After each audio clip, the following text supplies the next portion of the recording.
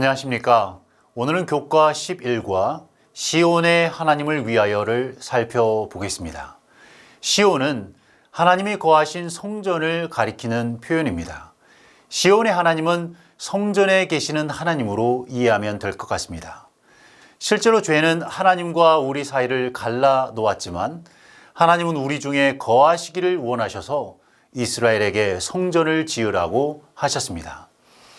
하나님은 성전을 통하여 이스라엘과 만나셨고 성전을 중심으로 진행되었던 제의와 절기는 이스라엘 백성에게 하나님의 구속의 계획을 잘 알려줄 수 있었습니다. 또한 이러한 이해를 바탕으로 이스라엘 백성은 온 세상에 주님의 복음을 전하며 하나님의 통치하심을 알렸어야 했습니다. 그러므로 구약 성경에 나오는 시온의 노래는 하나님의 통치하심을 기억하며 그분이 베푸신 구속에 대한 감사를 표시하는 것이었습니다. 고대 이스라엘 백성은 매년마다 주기적으로 각자 있는 곳에서 예루살렘 성전으로 가야 했고 이 순례 행렬은 궁극적으로 하늘나라로 가는 순례 여행을 가리켰습니다. 그러므로 시온을 잊지 않겠다는 것은 이 세상을 고향으로 삼지 않고 하늘을 고향으로 삼고 하늘을 향해 걸어가는 것을 가리켰으며 회복될 하나님의 나라를 고대하는 것을 뜻했던 것입니다.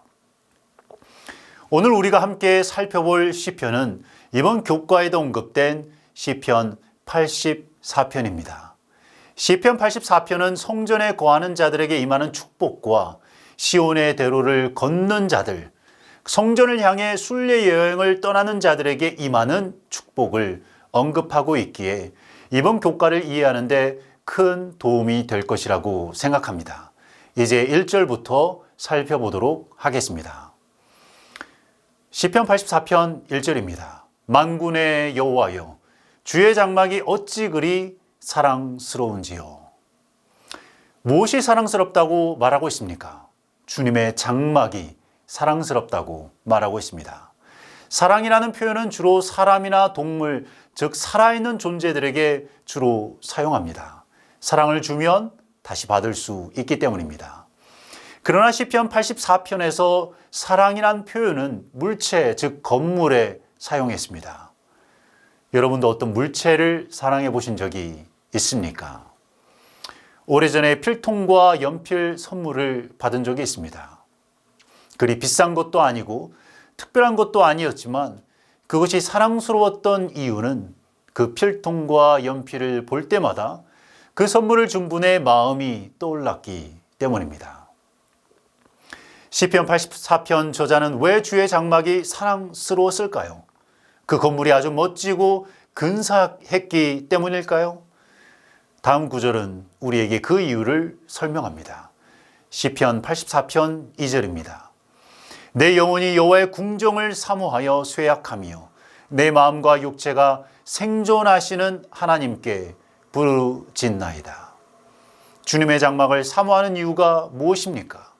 그곳에 하나님께서 계시기 때문입니다. 주님의 장막, 곧 성소를 지으라고 하신 이유가 무엇입니까? 출애굽기 25장 8절에 내가 그들 중에 거할 성소를 그들을 시켜 나를 위해 짓되라고 말하고 있습니다. 주님이 이스라엘 가운데 거하시려고 성소를 지으라고 하신 것입니다. 무엇이 하나님과 우리를 분리시켜 놓았길래 하나님은 성소에 거하셔야 하는 것입니까? 이사야 59장 2절은 이렇게 말합니다. 오직 너희 죄악이 너희와 너희 하나님 사이를 내었고 너희 죄가 그 얼굴을 가리워서 너희를 듣지 않으시게 함이니. 죄로 인하여 하나님과 사람은 얼굴과 얼굴을 대면하여 볼 수 없게 되었습니다. 그러나 하나님은 장막, 곧 성소를 통하여 이스라엘 백성들 사이에 거하셨던 것입니다. 바로 그 성소에 보이지 않는 하나님의 임재가 있었습니다. 시편 저자는 하나님의 임재가 있는 바로 그 성소를 그렇게 사모했던 것입니다. 시편 저자는 쇠약할 정도로, 온 영혼이 쇠약해 없어질 정도로 하나님의 존을 사모했다고 말하고 있습니다. 무엇이 이 시편 기자로 하여금 이토록 하나님을 갈망하도록 하였을까요? 2절의 후반부를 이해해 볼 필요가 있습니다. 시편 기자는 생존하시는 하나님께 부르짖고 있습니다. 살아계신 하나님입니다. 비록 지금 당장 얼굴을 보며 대면할 수 없지만 살아서 성전에 계시는 분이십니다. 앞서 보았듯이 하나님은 그분이 거하시려고 성소를 지으라고 명했습니다. 그리고 그 성소라는 장소는 사람들이 자신의 죄에 대해 속함을 받으려고 제물을 가지고 와서 예식을 치르는 곳이었습니다. 성소를 통해 죄에 대해 속함을 받고 하나님과 화해가 이루어지며 새로운 삶을 살게 되는 것입니다. 그렇다면 성소를 사모한다는 것은 죄에 대해 속함을 받기를 원하는 마음을 뜻하기도 합니다. 하나님을 마음에 모심으로써 죄가 우리 마음에서 물러가고 하나님의 영이 우리 마음을 가득 채우는 것입니다. 시편 저자가 하나님의 전을 사모한 것은, 시편 기자가 하나님을 그토록 갈망한 것은 모든 죄가 해결되고 자신의 마음에 하나님을 사랑하는 마음을 가득 채우기 원했던 것이기 때문입니다. 성소에 하나님의 임재가 있다는 것은 또 다른 것을 뜻하기도 합니다. 지상의 이 작은 성소가 결국 영원히 살게 될 하늘을 표상하기도 했습니다. 고대 시대의 여러 이방 신전들은 천상의 모형으로 간주되었고 천국의 모습을 재현하는 곳으로 이해했습니다. 구약 시대에 이스라엘에게 있었던 성소도 하늘 성소의 모형이었으며 궁극적으로 하늘나라에 대한 상징이기도 했습니다. 그렇다면 성소를 사모한다는 것은 곧 도래하게 될 영원한 나라에 대한 사모하는 마음이기도 합니다. 하늘나라에서는 하나님을 대면하여 볼 것이며 영원히 그분과 함께 살 것이기 때문에 성소를 사모한다는 것은 하늘을 사모한다는 뜻이기도 했던 것입니다. 신약 성경에서는 하나님의 성전의 개념이 더욱 확장됩니다.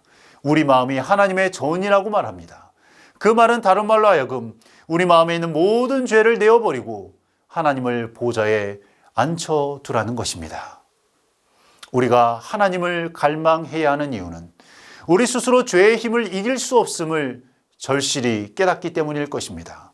또한 이 죄를 여전히 품고 있으면 영원한 생명을 잃어버릴 수도 있다는 것을 알기 때문입니다. 그러므로 우리도 하나님의 임재를 갈망해야겠습니다.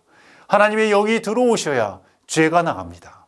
하나님의 능력으로 우리가 죄를 모두 내쫓고 하나님의 영광을 우리 삶 속에서 드러내야겠습니다. 시편 84편 3절은 이렇게 말합니다. 나의 왕, 나의 하나님, 만군의 여호와여, 주의 제단에서 참새도 제 집을 얻고 제비도 새끼들 보금자리를 얻었나이다. 하나님을 여기서 왕으로 표현하고 있습니다. 왕은 공의로운 법으로 백성을 통치하는 존재입니다. 우리는 과연 하나님을 왕으로 믿고 있습니까? 우리는 이 나라의 대통령을 두려워합니다. 이 나라의 경찰들을 두려워합니다. 그러나 진짜 왕이신 하나님에 대한 경외심이 있습니까? 그분의 통치하심을 진정 믿고 있습니까? 성전이라는 문맥에서 하나님이 왕 되심을 언급하는 이유는 온 세상을 구속하시는 주님의 신분을 정확하게 밝히려는 것입니다. 구속주이신 주님은 우리를 죄로부터 구원하신 분이실 뿐만 아니라 온 세상의 왕, 곧 통치자로서 성전에 거하고 계시다는 것입니다. 시편 저자는 3절 후반부에 무엇을 언급하고 있습니까? 새들도 성소에서 보금자리를 얻고 거기서 새끼를 키운다고 말하고 있습니다. 새들이 여기저기를 다니고 나서 한 자리를 정해 보금자리를 마련하듯이 시편 저자도 오랫동안의 배회 끝에 자신이 안전하게 거할 수 있는 곳을 발견합니다. 새가 보금자리에서 안전함을 느끼듯이 시편 기자도 하나님의 집에서, 하나님의 거룩한 전에서 하나님의 보호하심 아래 안전함을 느끼는 것입니다. 여기서 성소는 하나의 피난처, 보호를 받는 곳으로 간주되고 있습니다. 하나님의 실제적인 임재가 있는 성소에 조금이라도 더 가까이 지내고 싶어하는 시편 기자의 마음을 우리는 엿볼 수 있게 됩니다. 시편 84편 4절입니다. 주의 집에 거하는 자가 복이 있나이다. 저희가 항상 주를 찬송하리이다. 하나님의 임재가 성소에 있기에 주의 집에 거하는 자가 복이 있나이다 라고 말하고 있습니다. 지금은 고대 이스라엘의 때와 달리 지상에 더 이상 성소가 없고 그리스도께서 봉사하시는 하늘 성소가 있습니다. 우리가 하늘 성소에서 우리를 위해 중보하시는 분을 바라보아야겠습니다. 또한 고린도전서 3장 17절에는 우리 마음이 거룩한 전이라고 했습니다. 우리 마음에 하나님을 모실 수 있다는 뜻입니다. 주님의 집에 거한 자가 복된 자라는 말은 우리 마음에 주님을 모시는 자가 복된 자라는 말이기도 합니다. 주님의 집에 거하는 자의 주된 특징이 무엇입니까? 4절은 항상 주님을 찬송한다고 말하고 있습니다. 여기서 중요한 단어는 항상입니다. 계속 찬양한다는 것입니다. 데살로니가전서 5장 16절에 항상 기뻐하라 라는 말씀을 생각나게 합니다. 좋을 때도 어려울 때도 항상 주님 안에서 기뻐하고 그분께 찬양을 돌린다는 것은 주의 집에 거하는 자만이 할 수 있는 특권을 우리 모두 누릴 수 있어야겠습니다. 시편 84편 5절입니다. 주께 힘을 얻고 그 마음에 시온의 대로가 있는 자는 복이 있나이다. 보통 힘을 어떻게 얻습니까? 음식을 통해서입니다. 운동을 통해서입니다. 또한 사랑을 받을 때, 감사하다는 말을 들을 때, 친절을 베풀 때, 선물을 받을 때 아름다움을 보면서 우리는 힘을 얻게 됩니다. 시편 기자는 어디에서 힘을 얻고 있습니까? 주님께로부터 힘을 얻고 있습니다. 우리는 그리스도인으로서 어디에서 힘을 얻고 있습니까? 제 자신을 돌아보아도 누가 제게 험한 말을 했다고 그것을 곰곰이 생각하느라 힘을 소진해 버리고 맙니다. 아이들의 말을 듣지 않아 속상한 상태로 있을 때도 있습니다. 우리에게는 다른 사람을 변화시킬 능력이 없습니다. 내 자신을 변화시킬 능력도 없습니다. 그러나 나만큼은 하나님이 내 안에 거하시도록 그분을 초청할 수는 있습니다. 그래서 우리는 주님을 알아야 합니다. 주님이 우리의 주인이 되어 달라고 그분을 초청해야 합니다. 주님이 우리의 가장 큰 힘이 되시기 때문입니다. 우리는 그리스도인으로서 주님을 바라보고 그분 안에서 힘을 얻어야겠습니다. 5절에는 그 마음에 시온의 대로가 있는 자에게 복이 있다고 말하고 있습니다. 성전 안에 사는 사람만이 행복한 사람이 아니라 시온을 향하여 순례길을 가고 있는 사람도 복이 있는 사람이란 말입니다. 즉 그 마음에 성전에 가고 싶은 마음이 있는 자들에게, 그리고 그 여행을 떠나고 그 여행을 하고 있는 자들에게 복이 있다는 것입니다. 다음 구절들은 시온, 곧 성전으로 순례하는 자들이 받는 축복들을 언급하고 있는데 자세히 살펴보도록 하겠습니다. 시편 84편 6절입니다. 저희는 눈물 골짜기로 통행할 때에 그곳으로 많은 샘의 곳이 되게 하며 이른 비도 은택을 입히나이다. 6절에 눈물 골짜기가 등장합니다. 원어를 직역하면 박하의 골짜기입니다. 박하라는 단어가 어떤 나무를 뜻하기도 한다고 합니다. 아니면 박하 골짜기이니 박하라는 것이 어느 지역을 가리키고 있다고 해석하기도 합니다. 문제는 박하라는 지역이 어디를 가리키는지를 아직 잘 모르는데 아마도 예루살렘으로 가려면 통과해야 했던 골짜기였을 것이라고 추측합니다. 마지막으로 박하라는 단어가 눈물을 뜻하는 히브리어 단어와 아주 흡사하기에 박하 골짜기를 비유적으로 눈물의 골짜기라고 해석하기도 합니다. 그래서 한글 성경과 여러 다른 번역본에서 박하 골짜기가 아니라 눈물의 골짜기라고 번역해 놓은 것입니다. 눈물 골짜기는 예루살렘의 성전으로 향하는 순례자들이 반드시 통과해야 하는 힘든 골짜기, 그리고 황량한 골짜기였던 것 같습니다. 긴장과 위험이 있는 여행입니다. 외국에서 예루살렘으로 가는 순례자들의 경우 그 여행길이 결코 쉽지 않고 매우 피곤했을 것입니다. 그런데 성전에 갈 생각을 하니 힘이 솟는 것입니다. 또한 성전에서 얻게 될 좋은 경험들을 생각하니 힘들고 어려운 골짜기도 순례자들에게 샘이 솟아오르는 곳이 되는 것입니다. 또한 10월에서 12월에 내리는 이른비가 긴 가뭄의 끝을 가져옴으로써 예루살렘으로 향하는 순례자들의 마음이 한껏 가볍고 기분이 좋았을 것입니다. 비가 내리면 황량한 초원이 푸른 초장으로 뒤바뀌고 사막을 변화시켜 많은 열매를 맺게 합니다. 바로 이런 모습은 힘들게 순례 여행을 하고 있는 순례자들에게 성전에서 맡게 될 안식과 기쁨을 잘 표현해 주고 있는 것입니다. 성도 여러분, 이 땅에서 비록 우리가 눈물의 골짜기를 통과하더라도 영원한 하늘나라에서의 삶은 그 모든 눈물을 잊기에 촉할 것이라는 것을 우리 모두 기억해야겠습니다. 시편 84편 7절입니다. 저희는 힘을 얻고 더 얻어 나아가 시온에서 하나님 앞에 각기 나타나리이다. 이 말씀은 우리로 하여금 이사야 40장 31절을 떠올리게 합니다. 오직 여호와를 앙망하는 자는 새 힘을 얻으리니 독수리의 날개치며 올라감 같을 것이요 다른 박질하여도 곤비치 아니하겠고 걸어가도 피곤치 아니하리로다. 하나님을 바라보면서 하나님의 임재가 있는 성전을 향해 걸어가면서 순례자들은 새 힘을 얻었던 것입니다. 시온으로 순례 여행하는 자들이 왜 힘을 얻고 여행을 계속 진행해 가면 갈수록 왜 힘을 더 얻게 되는 것입니까? 예루살렘으로 여행하면서 이들은 분명 서로 무엇을 주고 받았을까요? 아마도 서로 간증하지 않았을까 생각해 봅니다. 각자 자신이 경험한 하나님의 놀라운 역사를 나누었을 것입니다. 하나님의 돕는 손길과 자신의 삶을 어떻게 인도해 주셨는지에 대해 말했을 것입니다. 이 얼마나 서로 격려가 되었겠습니까?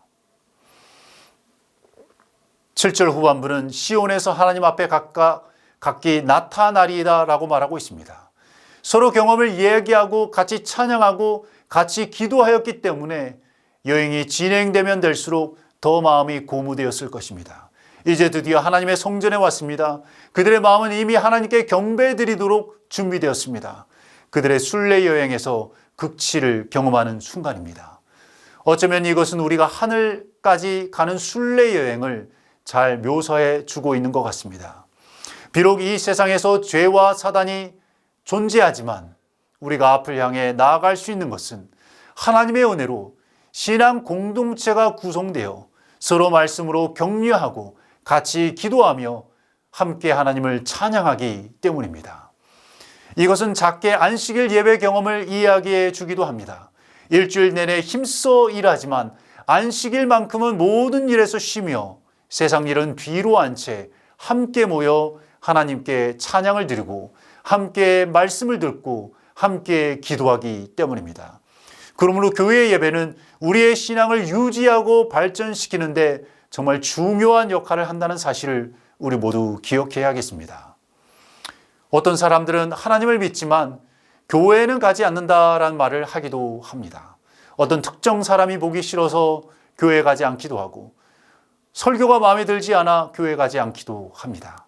나와 마음이 다른 사람과 섞이기 싫어 교회 가지 않기도 합니다.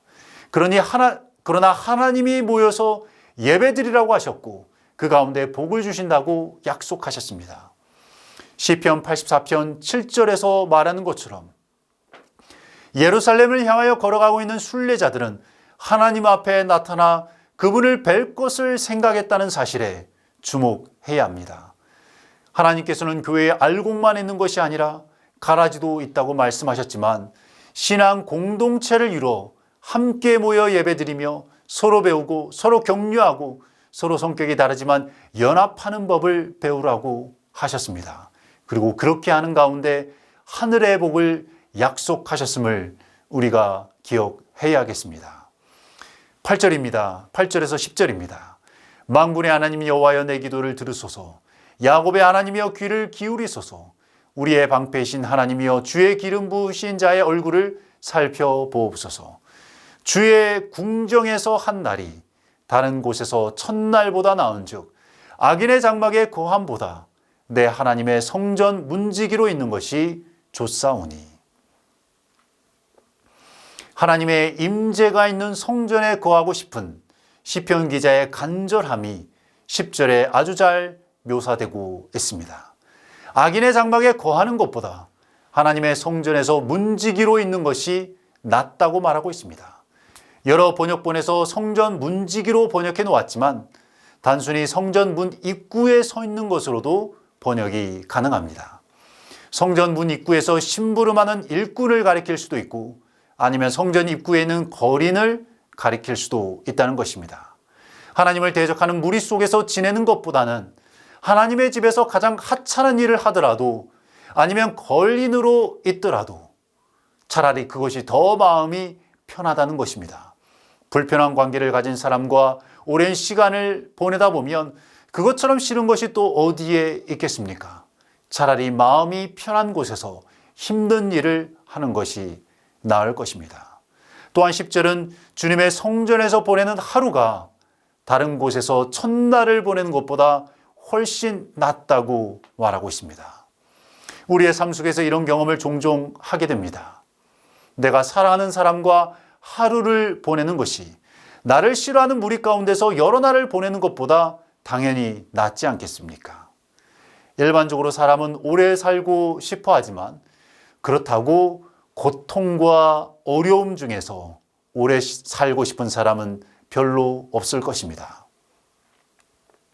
나를 미워하는 사람들 사이에서 오래 머물고 싶은 사람도 없을 것입니다.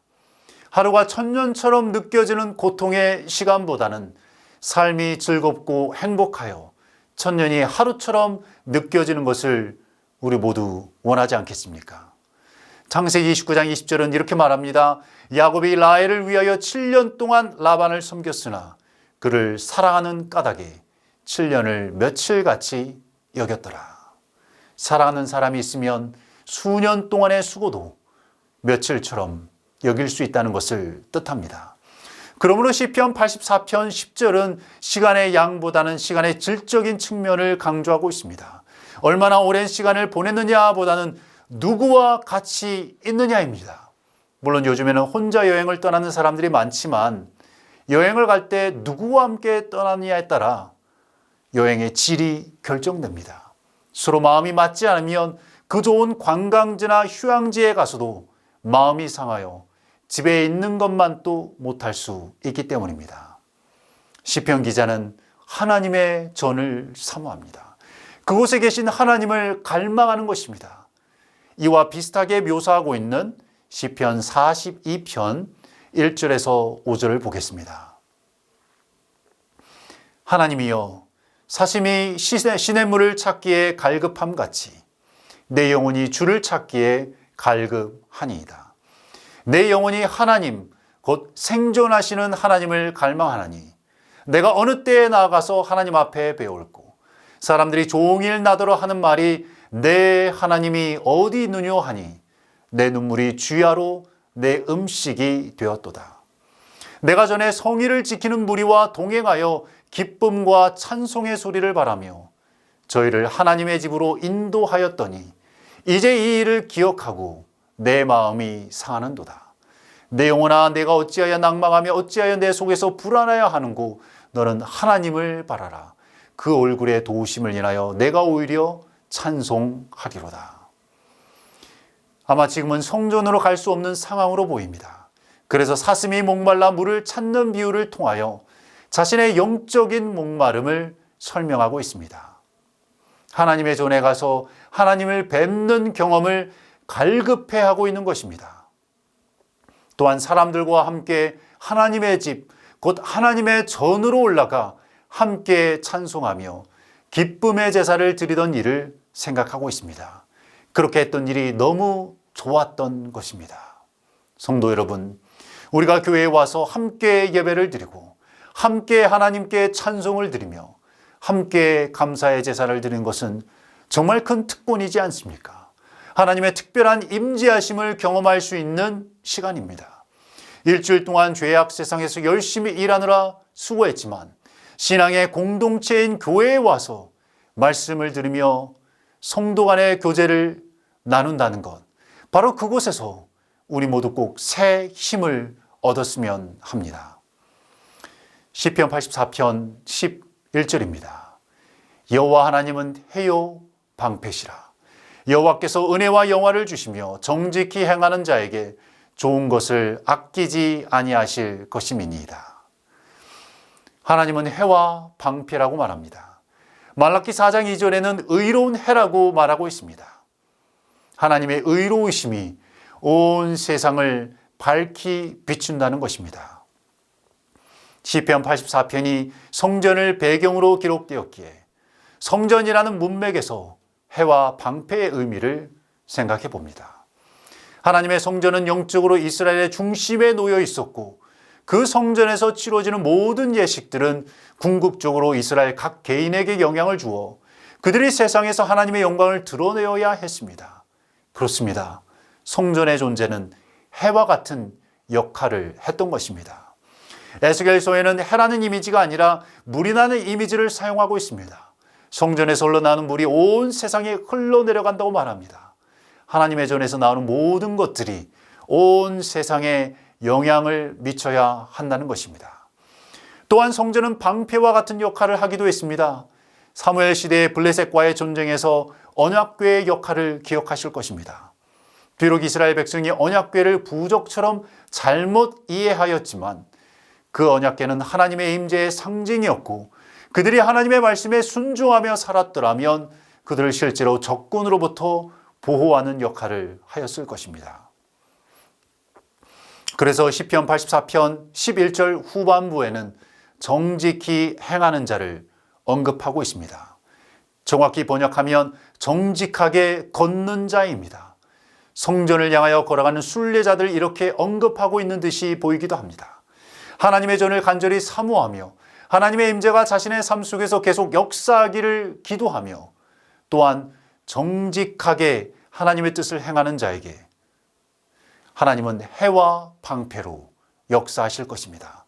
또한 그분이 풍성한 은혜를 베풀어 주실 것입니다. 하늘을 향해 순례 여행에 있는 여러분과 저에게 하나님은 해와 방패가 되어 주십니다. 또한 하나님의 은혜를 통하여 우리가 다른 사람에게 해와 방패의 역할을 함으로써 하나님께 영광을 돌려야겠습니다.